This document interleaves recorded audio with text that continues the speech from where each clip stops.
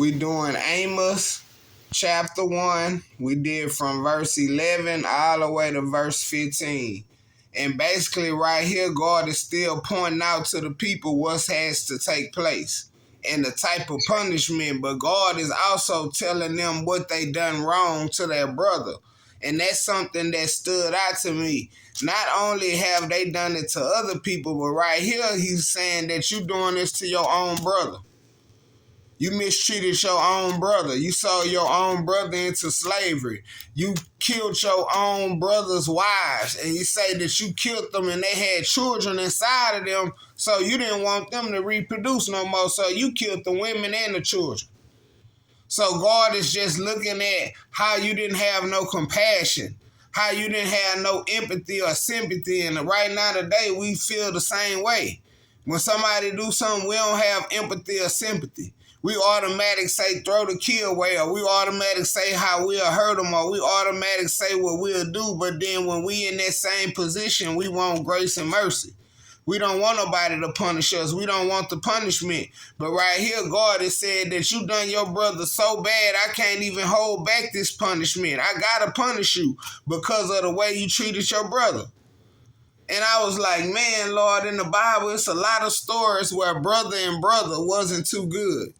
Like one brother mistreated the other brother. But right here, this is the extreme case. You got to pay attention to the punishment that they put on their brothers. God said, you did your brother so bad, I'm going to burn down everything you have going on. And people don't fully understand that's how serious God is, because God sees everything. A lot of times we like to feel like God don't see everything, and people feel like they going to get away with murder. But right here, the scripture is telling us that God is going to pay you back.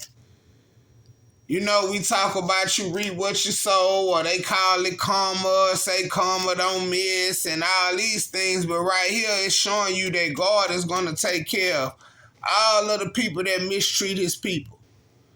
And you know, who is God's people? All of us should be God's people. All of his believers, if you believe in God. But right here, he says, like he referenced Jacob and Esau.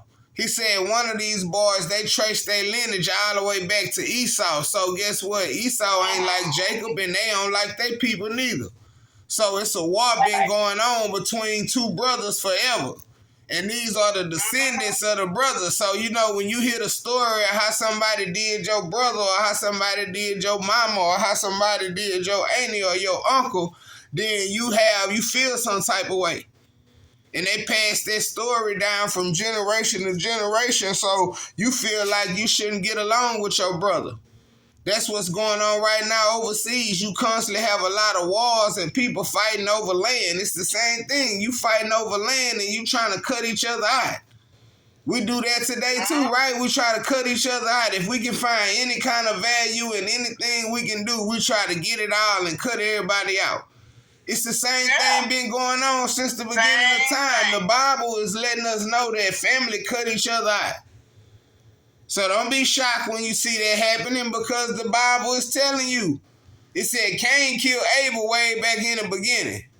Now we farther along and we talking about the prophet Amos, and right here God is explaining the different situations that took place between two brother nations.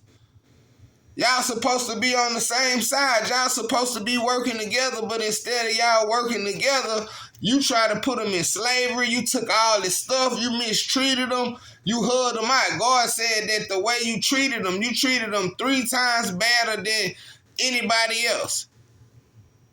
And God is saying that they can't go unpunished, because a lot of times, man, us as humans, man, we don't fully think things out. We don't realize what we doing. Because if we realized what we was really doing, then we wouldn't, because we couldn't take these punishments that God is about to put on these people. He said your kings and your princes going to be punished. Nobody going to go unpunished. You know how the king feel like he ain't involved. He got his soldiers. My soldiers might feel the pain, but I ain't about to feel the pain. I'm the king.